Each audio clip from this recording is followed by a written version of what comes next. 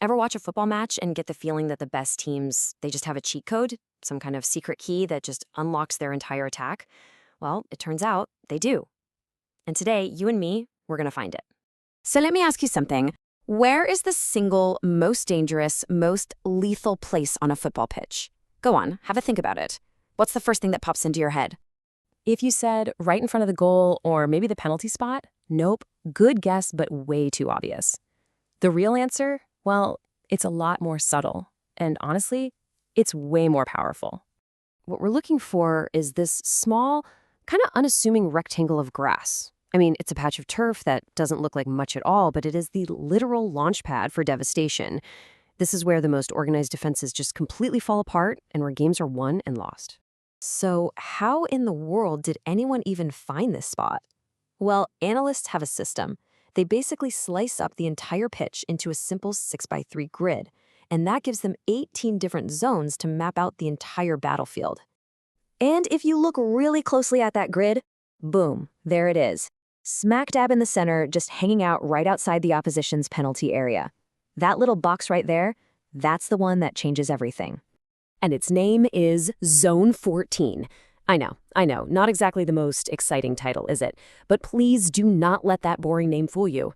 This little area is the absolute heart of modern attacking football. So what is it? What gives this one simple rectangle of grass so much power? Let's dive in and really break down the source of its power. You know, it all really boils down to one simple idea. Being central means you're a threat. Think about it. When a player gets the ball there, they are staring right at the goal. They have to be dealt with. Defenders are forced to react, to close them down, and that one little movement, it creates space somewhere else, pulling the entire defense out of shape. From inside Zone 14, a great attacker pretty much becomes a master puppeteer. I mean, look at the options. They can take a shot on goal themselves, they can slip a killer through ball right into the box, they can switch the play out wide to a winger in space, or they can play quick 1-2 passes. It is a tactical goldmine. And this is the most important part, something the analysts always say. Zone 14 isn't just a place to shoot from. It's a decision-making hub.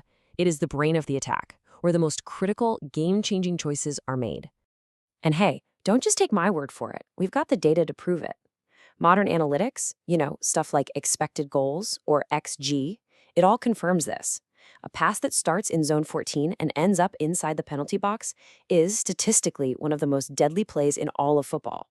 It gives you the highest percentage of creating a real, clear-cut chance to score. So who are these players? Who are the ones that just thrive in this high-pressure, high-reward kitchen? Well, let's take a look at the absolute masters of the zone.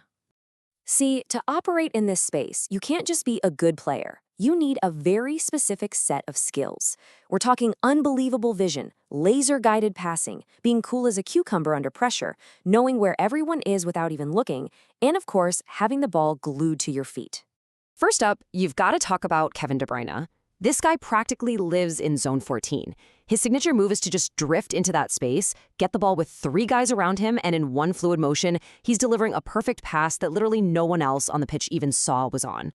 Or how about Lionel Messi? For well over a decade, he's used Zone 14 as his personal playground. He uses that insane low center of gravity and perfect control to just dance through defenders, either creating a shot for himself or finding a teammate with a pass that just seems to bend the laws of physics. And then you've got your modern prototype, a player like Bruno Fernandes.